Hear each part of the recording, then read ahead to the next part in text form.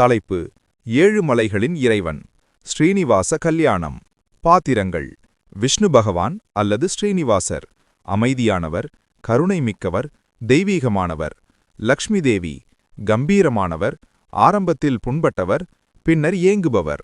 பிருகுமுனிவர், அகங்காரம் கொண்டவர், பொறுமையற்றவர். வகுலாதேவி, முதியவர், பாசமுள்ளவர், அதாவது யசோதையின் மறுபிறவி. பத்மாவதி, அழகான பக்தியுள்ள இளவரசி. குடேரன், செல்வத்தின் கடவுள், வியாபாரத்தன்மை கொண்டவர், ஆனால் மரியாதைக்குரியவர். இடையன், ஆக்ரோஷமானவன், பயந்தவன். அத்தியாயம் 1. சகிப்புத்தன்மையின் சோதனை. காட்சி 1. வைகுண்டம், தேவலோகம். காட்சி தெய்வீக ஒளியால் நிரம்பியிருக்கிறது.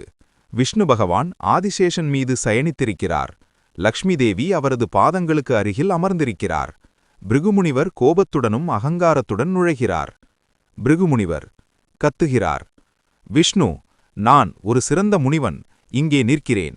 நீ என்னை வரவேற்க எழுந்துகூட வரவில்லையா? உன் அகங்காரம் உன்னை குருடாக்கிவிட்டது. விஷ்ணு அமைதியாக, புன்னகையுடன், தியானத்தில் கண்கள் பாதியளவு மூடிய நிலையில் இருக்கிறார். கோபமடைந்த பிருகு முன்னோக்கி ஓடி விஷ்ணுவின் மார்பில் ஓங்கி உதைக்கிறார். லக்ஷ்மி திடுக்கிட்டு எழுந்து: எவ்வளவு தைரியம் உனக்கு?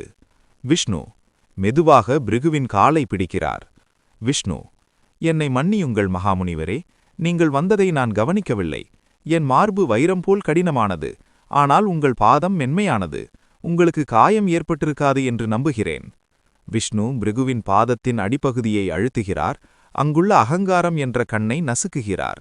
பிருகு உண்மையை உணர்ந்து மண்டியிட்டு அழுகிறார். பிருகுமுனிவர்: நீரே உண்மையில் பரம்பொருள். உங்கள் பொறுமை என்னை அடக்கிவிட்டது. பிருகு புறப்பட்டு செல்கிறார். ஆனால் லக்ஷ்மி கோபத்தால் நடுங்குகிறார். லக்ஷ்மி: இதைத்தான் பொறுமை என்கிறீர்களா? அவர் உங்கள் மார்பில் உதைத்தார், நான் வசிக்கும் இடத்திலேயே. என் அவமானத்தை நீங்கள் கருணையுடன் ஏற்றுக்கொண்டீர்கள். இங்கே எனக்கு மரியாதை இல்லை என்றால் நான் இங்கு இருக்க முடியாது. விஷ்ணு: லக்ஷ்மி நில். இல்லை, நான் வைகுந்தத்தை விட்டு செல்கிறேன். லக்ஷ்மி ஒரு ஒளிக்கற்றையாக பூமியை நோக்கி இறங்கிச் செல்கிறார். விஷ்ணு அந்த வெற்றிடத்தை பார்த்து மனம் உடைந்தவராக நிற்கிறார். அத்தியாயம் 2. அவதாரமும் காயமும். காட்சி 2. பூமி, சேஷாச்சலக் காடுகள். விஷ்ணு இப்போது ஸ்ரீனிவாசர் என்ற மனித உருவில் ஒரு பெரிய புற்றுக்குள் அமர்ந்திருக்கிறார். அவர் சோர்வாக காணப்படுகிறார். ஒரு பசுவும் கன்றும் புற்றை அணுகுகின்றன. அந்த பசு புற்றின் மீது நின்று தானாகவே துளையினுள் பால் சுரந்து அவருக்கு உணவளிக்கிறது. காட்சி 3. மேய்ச்சல் நிலம், பகல். ஒரு இடையன் ஒரு மரத்தின் பின்னால் இருந்து இதை பார்க்கிறான். வீட்டில் பசு ஏன் பால் கொடுப்பதில்லை என்று அவன் குழப்பத்தில் அடைகிறான். அவன் அந்த பசுவை பின்தொடர்ந்து புற்றிற்கு வருகிறான். இடையன் இரகசிய குரலில்: அப்படியா? நீ ராஜாவின் பாலை இந்த மண்மேட்டில் வீணாட்டுகிறாயா? உனக்கு ஒரு பாடம் புகட்டுகிறேன் என்று இடையன் ஒரு கனமான கோடாரியை உயர்த்தி பசுவின் மீது ஆக்ரோஷமாக வீசுகிறான். திடீரென ஸ்ரீனிவாசர் புற்றிலிருந்து எழுந்து அந்த அடியை தடுக்கிறார். கோடாரி ஸ்ரீனிவாசரின் தலை அல்லது தாடையில் படுகிறது. இரத்தம் வழிகிறது. ஸ்ரீனிவாசர் ஆ என்று வலியால் அலறுகிறார். பூமியிலிருந்து இரத்தம் வழியும் ஒரு மனிதனை வெளிவருவதைக் கண்ட இடையன் அதிர்ச்சியில் மயங்கி விழுந்து இறந்து விடுகிறான். பசு துக்கத்தால் கதறுகிறது. அத்தியாயம் 3. வளர்ப்பு தாயும் இளவரசியும். காட்சி 4. வகுலாதேவியின் ஆசிரமம். காயம்பட்ட தலையை பிடித்தபடி ஸ்ரீனிவாசர் ஒரு ஆசிரமத்தை நோக்கி தடுமாறுகிறார். வகுலாதேவி என்ற ஒரு முதியவர் வெளியே ஓடி வருகிறார். என் மகனே, ஓ என் மகனே, உனக்கு காயம்பட்டு விட்டதா? ஸ்ரீனிவாசர்: அம்மா, கடைசியில் உங்களை கண்டுபிடித்தேன்.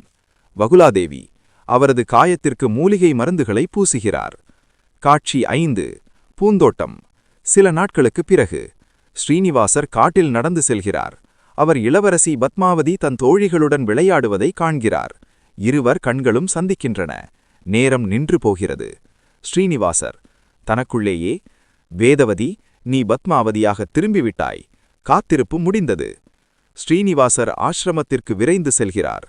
அம்மா, வகுலா, நான் திருமணம் செய்து கொள்ள வேண்டிய பெண்ணை பார்த்துவிட்டேன். அவள் ஆகாசராஜனின் மகள், இளவரசி பத்மாவதி. நீங்கள் சென்று அவளை கைப்பிடிக்க வேண்டும். வகுலாதேவி புன்னகையுடன்: ஓர் இளவரசியா? நீங்களோ ஒரு வனவாசி. ஆனால் உங்கள் கண்களில் தெரியும் ஒளியை பார்த்தால் நான் செல்கிறேன். அத்தியாயம் 4. தெய்வீக கடன். காட்சி 6. அரண்மனை, குபேரனின் கருவூலியம்.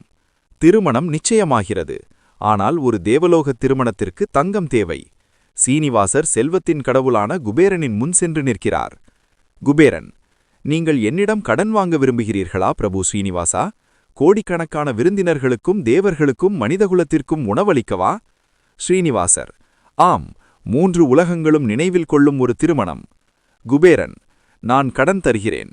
14 லட்சம் ராமமுத்திரைகள், அதாவது தங்க நாணயங்கள். ஆனால் இது ஒரு கடன், இது திருப்பி செலுத்தப்பட வேண்டும். ஸ்ரீனிவாசர்: நான் ஒப்புக்கொள்கிறேன். இந்த கடன் அடைக்கப்படும் வரை நான் இந்த மலைகளை விட்டு செல்ல மாட்டேன். கலியுகம் முடியும் வரை வட்டியை கட்டுவதற்கு என் பக்தர்கள் எனக்கு உதவுவார்கள். ஸ்ரீனிவாசர் தெய்வீக உறுதிப்பத்திரத்தில் கையெழுத்திடுகிறார். காட்சி ஒரு பிரம்மாண்டமான திருமணத்தின் தொகுப்பு காட்சியாக மாறுகிறது. இசை, மலர்கள், தேவர்கள் ஆசி வழங்குதல் மற்றும் ஸ்ரீனிவாசர் பத்மாவதியின் திருமணம். அத்தியாயம் 5. என்றைக்கும் சத்தியம். காட்சி 7. திருமலை கோயில் கருவுரை தற்காலம். காட்சி அந்த வண்ணமயமான திருமணத்திலிருந்து மங்களான ஒளியும் தூப புகையும் நிறைந்த கோயிலின் கருவுரைக்கு மாறுகிறது. நாம் ஸ்ரீ வெங்கடேஸ்வர பெருமாளின் கம்பீரமான கற்கள் சிலையை காண்கிறோம். கடன் அடைக்கப்படும் வரை அங்கேயே தங்கியிருப்பேன் என்று அவரது வாக்குறுதியை குறிக்கும் வகையில் அந்த சிலை அசைவற்று இருக்கிறது. பக்தர்கள் நீண்ட வரிசைகளில் நின்று உண்டியலில் பணத்தையும் தங்கத்தையும் போடுவதை காணலாம். கேமரா சிலையின் முகத்தில், குறிப்பாக சந்தன கலவையால் மூடப்பட்டிருக்கும் பழமையான கோடாரி காயமுள்ள கன்னத்தில் கவனம் செலுத்துகிறது. காட்சி இருளில் மறைகிறது. கதையின் முடிவு.